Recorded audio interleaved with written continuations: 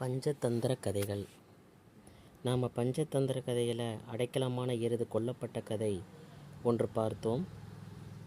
பஞ்சதந்திர கதைகளில் கதை பிறந்த கதை பார்த்துட்டோம். ரெண்டாவது மித்திரபேதத்தில் அடைக்கலமான எருது கொல்லப்பட்ட கதை பார்த்துட்டோம்.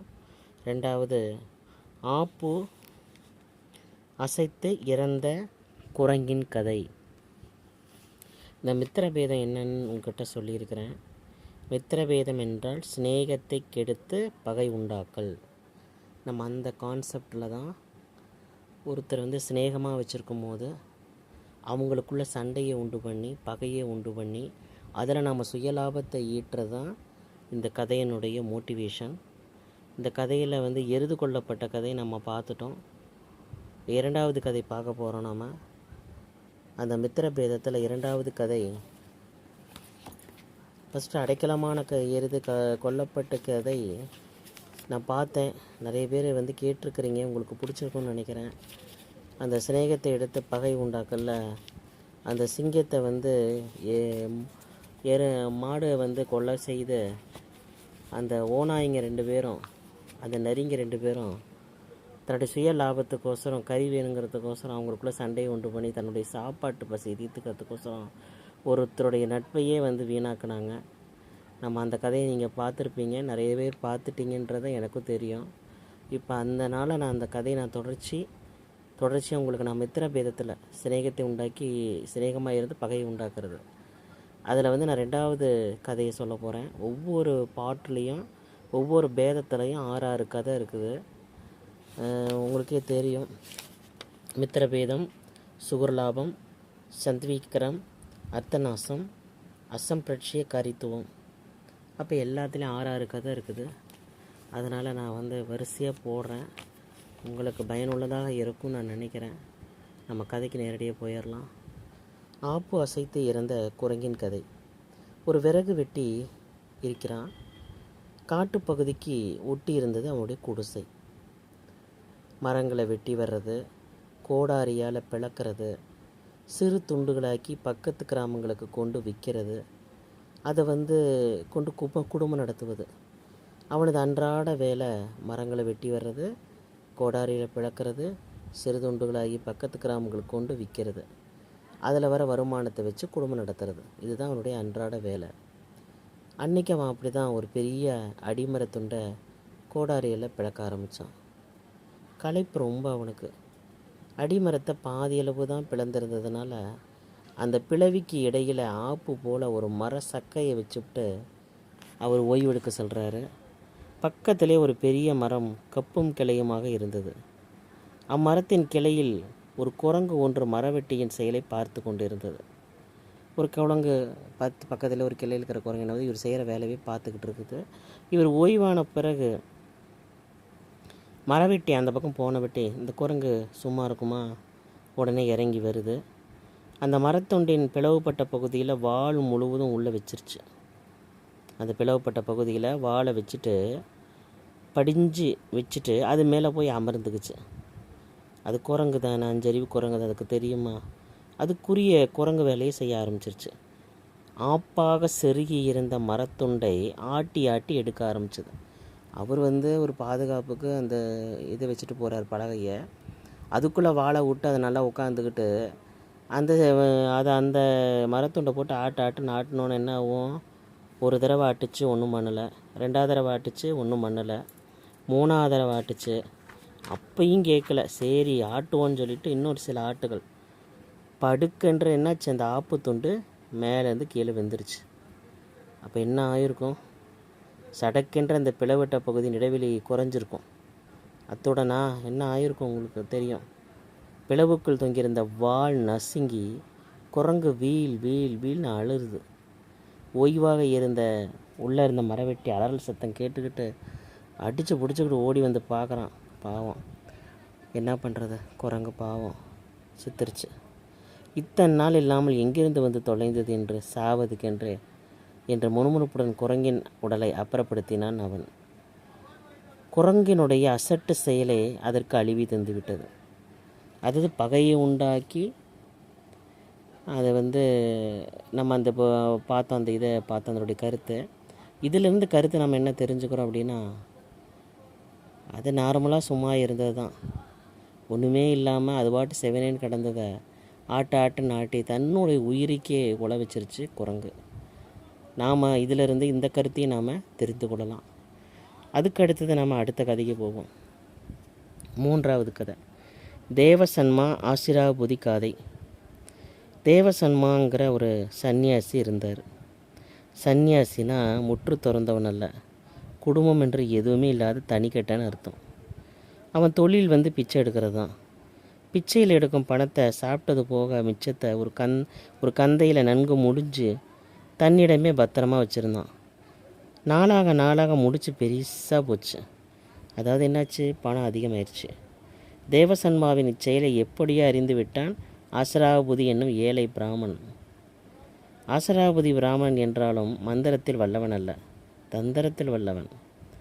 அந்த முடிச்சு கந்தையை நாம் கொண்டு வந்து விட்டால் பல நாள் நாம் உட்காந்துக்கிட்டே சாப்பிடலாமேன்னு திட்டம் போடுறான். யார் யாரை எப்படி அணுகி காரியம் சாதிக்க வேண்டும் அப்படிங்கிறத நன்கு அறிஞ்சவன். ஒரு ஏழை பிராமச்சாரி போல் அந்த சன்னியாசியிடம் போய் நெருங்குறான். அருகில் நெருங்கியது தடால் என்ற சன்னியாசியின் காலில் விழுந்தான் ஆஷராபுதி. என்னை ஏற்றுக்கொள்ளுங்கள். அடியேனுக்கு ஞானோபதேசம் செய்து இந்த விசாரமாகிய சமூக சமாச்சார சகாரத்தில் சிக்கி உழலாதபடி கடைக்கன் பாருங்கள். என்னை கடைக்கன் தேர செய்ய வல்ல மகானுபாவர் நீங்கள் ஒருத்தர் எது மட்டும்தான் அப்படின்ட்டு வள்ளலே தங்கமே அப்படின்னு சொல்லிட்டு போலி கண்ணீருடன் ஆசை வார்த்தைகளை பேசி அவரை மெய்முருக வைக்கிறார். அதை போலித்தனம் என்று அறியவில்லை அவர். தனக்கு இப்படி ஒரு சிறப்பா என்று சன்னியாசியின் மனம் நினைத்தது. அஞ்சாதே என்ற அபயம் அளித்தான் தேவசன்மா. அது முதல் ஆஷராபுதி வெகும் பயபக்தியுடனே சன்னியாசி காலால் இட்ட வேலையை கையால் செஞ்சுக்கிட்டு கந்தைக்கு சமயம் பார்த்து கொண்டிருந்தான். எப்போ நம்ம தூக்கிட்டு போகலான்னு திருடலான்னு நினச்சிக்கிட்டு இருந்தான். அதுதான் என்ன பண்ணுறது, நட்புறவு கொள்வது. ஒரு நாள் அந்த பிராமண வீட்டில் ஏதோ விசேஷம். சிலரை போல் இவர்கள் இருவரும் கூட நன்கு சாப்பிட்டு வந்தார்கள். ஓரிரு மைல் தூரம் தான் வந்திருப்பாங்க. ஆஷராபுதிக்கு ஒரு யுக்தி தோன்றியது. துரும்பு போன்ற ஒன்றை ஓரிரு மைல் தூரம்தான் வந்திருப்பார்கள். ஆச்சரியபதிக்கு ஒரு யுக்தி தோன்றியது. துரும்பு போன்ற ஒன்றை தன் தலைமேல் வைத்துக்கொண்டு சன்னியாசியின் முன் நின்று அதை எடுத்துக்காட்டி, ஐயா, சற்று முன் நாம் உண்டு வந்த பிராமணன் வீட்டு துரும்பு ஒன்று என் தலையில் ஒட்டி கொண்டு வந்து விட்டது. அன்னமிட்ட வீட்டில் கன்னமிடலாமா, உப்பிட்டவரை உள்ளளவும் நினை என்ற பழமொழியும் இருக்கிறதல்லவா. இதை அந்த அன்னதாதா வீட்டிலேயே கொண்டு போய் விட்டுவிட்டு வந்து விடுகிறேன் என்றான் குரல் கரகரக்க. அத்துடன் இல்லாமல் உடனே பிட்டத்தில் கால்பட ஓட்டம் எடுத்தான். சற்று நேரம் ஓடினவன் ஒரு செடி மறைவில் சிறிது நேரம் உட்கார்ந்திருந்து விட்டு மீண்டும் ஓடி வந்தான். ஓடி வந்தவன் தேவசன்மாவுடைய காலில் விழுந்தவன், சுவாமி, உங்கள் அனுக்கிரகத்தால் ஒரு பெரும் பாவத்திலிருந்து தப்பிச்சிட்டேன் அப்படின்னு சொல்கிறான். ஏழை சன்னியாசியான தேவசன்மாவுக்கு ஒரே திகைப்பு. ஆக, இப்படியும் ஒரு பரசுத்துக்கு ஆசைப்படாத பரமாத்மாவா அப்படின்னு மயங்கி போயிடுச்சு அவருடைய மனம். அப்புறம் என்ன, நம்பிக்கை எம்பி சுரந்தது ஆஷராபுதி மேல். ஒரு சமயம் தேவசன்மாவுக்கு திடீரென்று வயிறு பெரட்டியது. எனவே இதுவரை செய்யாத நிலையில் உயிருக்கு மேலாக தன்னுடனே வைத்திருந்த அந்த கந்தையை ஆஷராபுதியின் கொடுத்துவிட்டு குளக்கரை பக்கமாக அவசரமாக போனான். போன இடத்தில் இயற்கை உபாதை கழித்துவிட்டு திரும்புகையில் 2 ஆட்டு கடாக்கள் ஒன்றோடு ஒன்று முட்டி சண்டை செய்ய அவைகளின் மண்டையிலிருந்து ஒழுகிற உதரத்தை குடிக்கலாம் என்று ஒரு நரி போய் இரண்டுக்கும் நடுவே சிக்கி இறந்த காட்சி அவனை சற்றே திகைப்புற செய்ததோடு தாமதிக்கவும் செய்தது. அதாவது போன இடத்துல இயற்கை உபாதையை கழிக்க போகிறாரு. அப்போ 2 ஆட்டுக்கடா ஒன்றோட ஒன்று சண்டை போட்டு அது மண்டையிலேருந்து ரத்தம் வருது. அதை குடிக்கலான்னு ஒரு நரி போய் 2க்கு நடுவே சிக்கி நரி போய் இறந்து போச்சு. அவனை சற்றே திகைப்புற செய்தோடு தாமதிக்கவும் செய்தது. ஆதாயத்திற்காக மட்டுமே அலையும் மனம் அதில் உள்ள ஆபத்தை சிறிது கூட எண்ணி பார்ப்பதில்லையே ஏன் என்று நினைப்புடனே பழைய இடத்துக்கு வந்தான் தேவசன்மா. வந்த இடத்தில் அவனுக்கு பகீர் என்றது. சிஷியனை காணவில்லை. பணம் முடிந்த கந்தை தன் கைக்கு வராதா என்று காத்திருந்த ஆசிரபோதிக்கு அது தன் கைக்கு அதிர்ஷ்டவசமாக வந்ததும், இதுதான் நல்ல சமயம், இப்போது விட்டால் இனி இப்போது கிட்டும், காற்றுள்ள போதே தூற்றிக்கொள்ள வேண்டும் என்று அவ்விடத்திலிருந்த காணாமலே போய்விட்டான். சுற்றி அடைந்து தேடி பார்த்த சலித்த சன்னியாசிக்கு அப்பொழுதுதான் லேசாக பரதேசி பையன் பணத்தோடு ஓடி போயிட்டான்னு உண்மை புரிய ஆரம்பிச்சது. ஆனால் என்ன செய்ய, இத்தனை நாள் சிறுக சிறுக சேர்த்து வைத்த அத்தனை பணமும் இப்படி அடியோடு பறி போயிடும் நான் எதிர்பார்க்கவே இல்லை. நம்பினான், அதனால் வெம்பினான். நான்காவது கதை. காக்கை பாம்பை கொன்ற கதை. ஒரு பெரிய மரம், அதில் ஆணும் பெண்ணுமாய் 2 காக்கைகள் கூடு கட்டி கொண்டு சந்தோஷமாக இருந்தன. ஒரு நாள் அம்மரத்தில் இருந்த பொந்துக்கு ஒரு கருநாகம் வந்து சேர்ந்தது. சேர்ந்ததோடு காக்கையிடும் முட்டைகளை எல்லாம் ஒவ்வொரு நாளும் காலி செய்து கொண்டே வந்தது. 1 நாளா 2 நாளா பல நாள். காக்கைக்கு என்ன செய்வதென்றே தெரியவில்லை. கருநாகத்தை காக்கை என்ன செய்ய முடியும்?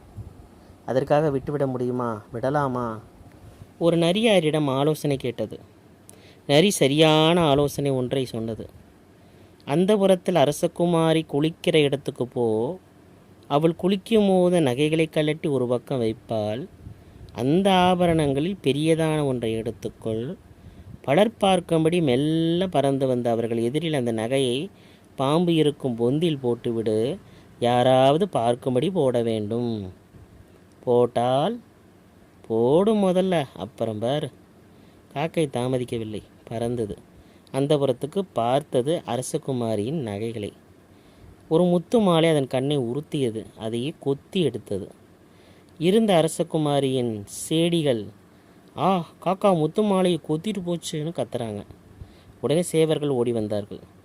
காக்கை மெதுவாக அவர் கண்ணில் படும்படியே பறந்து வந்தது. அவர்கள் அருகில் வந்ததும் பார்க்கும்படி அந்த முத்து மாலையை பாம்பிற்கு பொந்தில போட்டுச்சு. உடனே சேவர்கள் தம் கையில் இருந்த ஈட்டிகளால் அந்த பொந்தை குத்தி குத்தி கிளறினார்கள். உள்ளே இருந்த பாம்பு சீறி வெளியே வந்தபோது அதையும் கொன்றார்கள். அப்புறம் பார் என்றது நரியார் சொன்னதின் அர்த்தம் காக்கைக்கு புரியும் போது சேவர்கள் முத்து மாலையுடன் சென்று கொண்டிருந்தார்கள். சரியான யோசனையால் நிறைவான பலனை அடைந்த காக்கை தம்பதிகள் நிம்மதி பெருமூச்சு விட்டன. இதுவும் ஒரு வகையான வெரைட்டியான கதை. 5வது கதை. நண்டு கொக்கை கொன்ற கதை. ஒரு குளக்கரையில் கரையோரத்தில் ஒரு கிழட்டு கொக்கு, வயசான கொக்கு, கவலையோட ஒத்த காலில் நின்றுட்டு இருந்தது. மீன்கள்லாம் துள்ளிக்கிட்டு இருந்தன. அதில் ஒரு மீனுக்கு மட்டும் சந்தேகம் வந்துச்சு.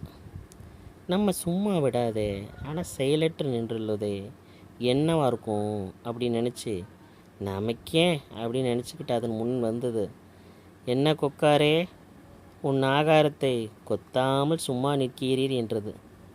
நான் மீனை குத்தி தின்பவன்தான், ஆனால் இன்று எனக்கு மனசு சரியில்லை என்றது கொக்கு.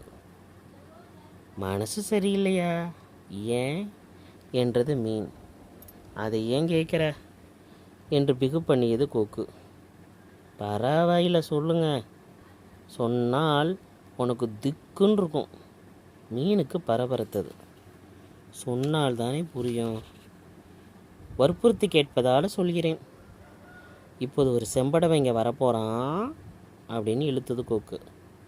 வரட்டுமே, என்ன வரட்டுமே, உங்களையெல்லாம் ஒட்டு மொத்தமாக பிடித்து சென்று விட போகிறான். ஐயோ! உடனே அம்மீன் உள்ளே சென்று விட்டது. சில நிமிடங்கள் ஆகியிருக்கும். பல மீன்கள் அதன் முன் துள்ளின. அது மட்டுமா, ஒட்டுமொத்தமாக நீ ஏன் எங்களை எல்லாம் இந்த அபாயத்திலிருந்து காப்பாற்றேன் அப்படின்னு கெஞ்சிச்சு. அபாயம் என்று சொன்ன உடனே உபாயம் சொல்வான் என்று அவைகள் யோசித்தே கொக்கியிடம் உதவி கேட்டன. நான் என்ன செய்வேன்? என்னால் செம்படவனோட சண்டை போட முடியாது, கிளவன் நான். வேண்டுமான உங்களை இந்த குளத்திலிருந்து வேறொரு குளத்துக்கு நான் கொண்டு போகிறேன். ஆனால் எனக்கும் இந்த தள்ளாத வயதில் பரோபகாரி என்ற பெயரும் வரும், நீங்களும் பிழைத்திருப்பீங்க அப்படின்னு கொக்கு மிகவும் இரக்கம் கசிய பேசுச்சு. இது எல்லாம் உண்மை நம்பி மீன்களெல்லாம் தம் உயிரை காப்பாற்றி கொள்ள அது பேச்சை முழுசாக நம்பிருச்சுங்க. அபாயத்தை அறிந்து சொன்ன நீங்களே உபாயத்தையும் சேர்ந்து சொல்கிறீர்கள், அப்படியே செய்யுங்கள் என்றன ஒருமித்த குரலில். கொக்குக்கு கசக்குமா காரியம்? இல்லை நடக்குமா காரியம்? நடைக்கு ஒவ்வொன்றாக குளத்தில் இருக்கின்ற மீன்களை எல்லாம் கவ்வி கொண்டு போய் சில மீன்களை தின்று மற்ற மீன்களை ஒரு பாறையில் உலர வைத்தது. எல்லா மீனையும் எடுத்துகிட்டு போய் பாதி சாப்பிட்டுட்டு பாதி பாறையில் உலர வச்சிருச்சு. குளத்தில் இருந்த நண்டு ஒன்று இதை கவனித்தது. அதற்கு வேறு குளத்திற்கு செல்ல உள்ளுக்குள் ஆசை ஏற்பட்டது. ஓ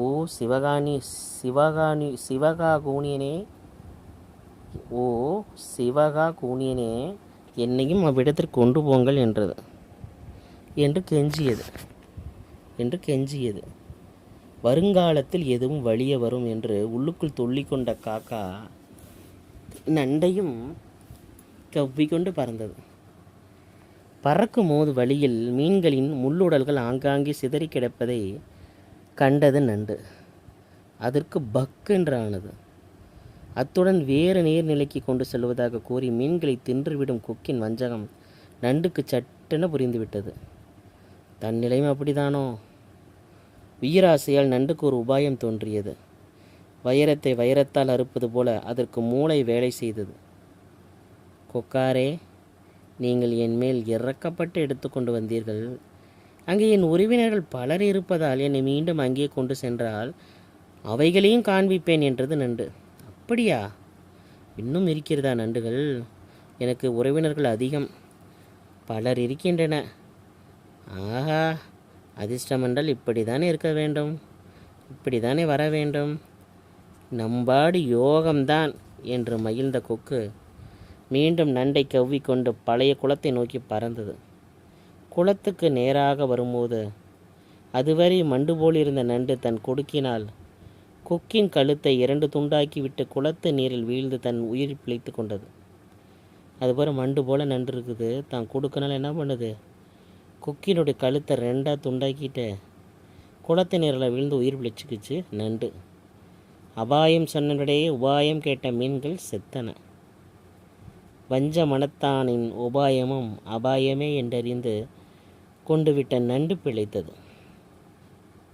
அபாயம் சொன்னான், ஆனால் அது என்னாச்சு? பாதி மீன்களை கொன்றுச்சு. மீதி மீன்களை செம்படம் வந்து கொன்ற போகிறான். ஆனால் இந்த வஞ்ச மனத்தினோட உபாயத்தையும் அபாயமே அப்படின்னு நினச்சிக்கிட்ட நண்டு பிழைச்சிருச்சு. இதிலேருந்து அறிந்து கொண்ட நீதி இதுதான். அடுத்து கடைசியாக நம்ம ஆறாவது கதை வரப்போகிறோம். நமக்கே எத்தனை வேதம்ன்றது நமக்கு தெரியும். அந்த 6 கதைகள் ஒவ்வொன்றிலையும் இருக்குது. அதனால் மித்திர பேதத்திலிருந்து சிநேகத்தை கெடுத்து பகையை உண்டாக்கல் என்ற கதைப்படி நாம் 6வது கதையை பார்க்க போகிறோம். கடைசி கதையை பார்க்க போகிறோம். இடம் கொடுத்து இறந்த சீலை பெண் கதை. ஒரு ராஜா, அவர் பஞ்சனையில் மந்த விசற்பணி என்னும் ஒரு சீலை பெண் நெடுநாளாக வாசம் பண்ணி கொண்டிருந்தது. சீலை பெண்ணாக தெரியும், பேன் நம்ம தலையில் இருக்கிற பேன் இருக்குது பார்த்தீங்களா, அது துணியில் ஒட்டிக்கிச்சுன்னா சீலை பெண்ணுன்னு சொல்லுவாங்க. அந்த மந்த விசற்பணின்ற பேர், அந்த சேலை பெண் பேர் மந்த விசற்பணி. நெடுநாளாக ரொம்ப நாளாக அவருடைய பெட்ஷீட்டுக்குள்ளேயே கிடக்குது பஞ்சனைக்குள்ளே. இதை அவர் கவனிக்கலை. ஒரு நாள் எப்படியோ என்ன பண்ணிடுச்சு, மூட்டை பூச்சி அந்த பஞ்சனைக்குள்ளே சேர்ந்துருச்சு. சேலை பெண்ணுக்கு திக்குன்னு ஆகிப்போச்சு. நீ எங்கே வந்த? போயிட்டு பேசாமல், ஏன் இடம் அப்படின்னு சேலை பெண்ணு சொல்லுது. ஏன் ராஜாவின் பஞ்சனை உனக்கு மட்டுமா சொந்தமாக அது என திருப்பி கேட்டது. மூட்டை பூச்சி மகாராஜாவே மக்களுக்கு சொந்தம். அவர் பஞ்சனை இதுக்கு மட்டுமா சொந்தமா? என்ன பேனுக்கு மட்டுமா சொந்தம்? நீ பொல்லாதவன், முட்களை போன்ற பற்களினால் தூங்குவதற்கு முன்பே துடுக்காய் கடிப்பவன், சமயம் தெரியாதவன், அதலால் ராஜாவின் படுக்கையில் இருக்கத்தக்கவன் அல்ல, இவ்விடமே விட்டு போய்விடு என்று பரபரத்தது சீலை பெண். அதற்கல்லவா தெரியும் தினமும் பக்குவமாக நாளை தள்ளி வருவதில் உள்ள சிரமம். ஆனால் கெட்டிக்கார மூட்டு போச்சு சற்றென்று அதனுடைய காலை பற்றி கொண்டு, நான் அப்படி செய்யவில்லை, நீ சொன்னபடியே கேட்பேன் என்றது கெஞ்சியது. ராஜரத்தம் கிடைப்பது லேசா? எந்த ஜென்மத்து புண்ணியமோ இப்போது கிட்டியுள்ளது. கெஞ்சுவதற்கு தயங்கினால் அரசனது ரத்தம் தன் வயிற்று கஞ்சியாகுமா? காலை பிடித்து விட்டதால் சுருக்காக பேச முடியவில்லை சேலை பேனால். சரி, நீ வெடுக்கென்று கடிக்கக்கூடாது. கடிக்க மாட்டேன். நித்திரை செய்யும் போதுதான் மெத்தென்று வழி தெரியாமல் மெல்ல கடிக்க வேண்டும். அப்படியே செய்கிறேன். கொஞ்சமாக தான் ரத்தம் குடிக்க வேண்டும். கொஞ்சமே போதும். சரி, அப்படியானால் இரு என்றது சேலை பெண். சொல்லி வாய் மூடவில்லை. அரசர் களைப்போடு வந்து பஞ்சனையில் அமர்ந்தார். இரவு பொழுதாதலால் உறங்குவதற்கு 10 நிமிடம் கூட ஆகியிருக்காது. மூட்டைப்பூச்சி நறுக்கென்று கடிக்க ராஜா திடுக்கென்று எழுந்து கொண்டார். சேவர்களை அழைத்து, இதோ கடித்தது பார் என்றார். சேவர்கள் போர்வை உள்பட அனைத்தையும் கூர்மையாக சோதித்தார்கள். மூட்டைப்பூச்சி கட்டிலின் இடுக்கிலே ஓடி புகுந்து கொண்டது. ஆனால் சீலை பெண் சிக்கிக் கொண்டது. போர்வையோடு ஒட்டியிருந்ததால் சேவகரின் பார்வையில் பட்டுவிட்டது. அடுத்த கணம் அந்தோ பரிதாபமாக நசுக்கப்பட்டு இருந்தது. அந்த இறந்தது சீலை பெண். அடைக்கலமும் ஆபத்தாகும் என்ற கருத்தின்படி அந்த பஞ்சனில் இருந்த சேலை பெண் அந்த மூட்டைப்பூச்சிக்கு இடம் கொடுத்ததால், அந்த மூட்டைப்பூச்சி கடித்து சீலை பெண்ணை காட்டி கொடுத்ததால் அடைக்கலம் கொடுத்த சீலை பெண்ணுக்கு மரணம் நேர்ந்தது, ஆபத்து வந்தது என்றது. இந்த மித்திரபேதம் பகையை உண்டாக்கி, நட்பை உண்டாக்கி பகையை உண்டாக்குற கதை தலைப்பின் மூலம் 6 கதைகளை பார்த்து விட்டோம். இதிலிருந்து மித்திரபேதத்திலிருந்து நாம் தெரிந்து கொள்வது என்னவென்றால், மித்திரபேதத்திலிருந்து சிநேகத்தை கெடுத்து பல்வேறு வகையில் பகையை உண்டாக்கி இந்த பஞ்சதந்திர கதைகளில் முதல் அத்தியாயம் மித்திரபேதத்தை பார்த்து விட்டோம். இனி அடுத்தது சுகர்லாபம். அதில் 6 கதைகளை பார்ப்போம். அடுத்த பாகத்தில் புலியை நம்பிய பிராமணன் கதையிலிருந்து நான் ஆரம்பிக்கிறேன். இந்த கதை பிடித்திருந்தால் சுஜாதா ஆன்மீக கதைக்கு லைக் பண்ணுங்கள், ஷேர் பண்ணுங்கள், சப்ஸ்கிரைப் பண்ணுங்கள்.